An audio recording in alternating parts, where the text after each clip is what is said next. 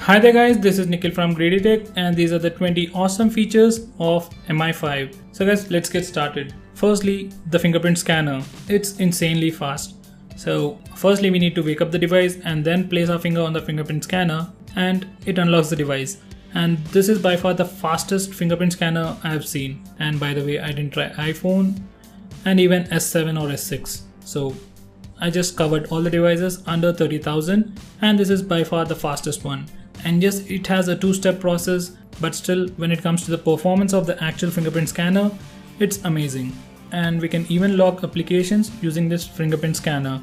As of now, we don't have that feature in the MI5 running the global ROM, but it will be added soon. Next, we have double tap to wake feature for the first time in MIUI. So once again, this feature is not available in the global ROM, but it has been added in the Chinese ROM and it works really well. So by the time you're watching this video, those features might be added to the global ROM. So anyway, going on next, we have different battery profiles.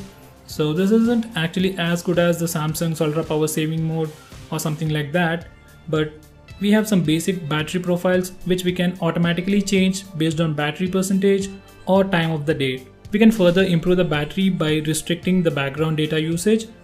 We can either go with the standard or we can select advanced and restrict background data usage, and we can also choose to whitelist few of these apps. If you think the performance on MI5 is lacking, then you can also disable the system animations to further improve the performance. Next, we have themes to change each and every aspect of the phone. Well, this isn't exactly as good as CyanogenMod, but this is probably the second best theming engine out there.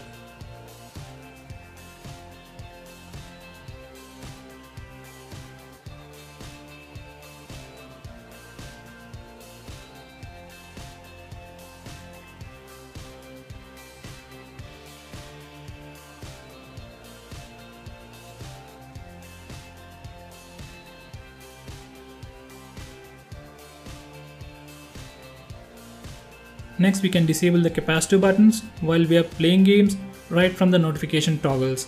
So that's something we won't find in any other device. Next, we can select app defaults for all our use case scenarios from a single place. So from here we can choose our default home launcher, default video player, default mailing app, all the default apps from a single place. Next, we have all the system app settings once again in a single place. I guess we have something similar to that even in iOS.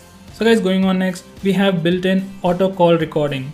So that's something I personally like a lot, and you won't find that feature in stock Android, even in most of the Android devices out there. We can even back up all our call recordings directly to our MI account. Next, we have something called as MI account, which is like your Google account, but with MI account, we can back up all our pictures, videos, call recordings, call logs, messages, contacts, and access them from internet from anywhere. Next, we have something called as child mode. So once you enable the child mode, your home screen will look something like this, and only the apps that you have selected will be displayed over here.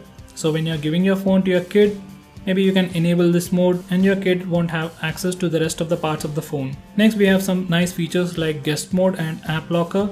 So once you enable the guest mode, all your personal information like your call logs and messages will be hidden. Next, as I've said, this device has an inbuilt app locker.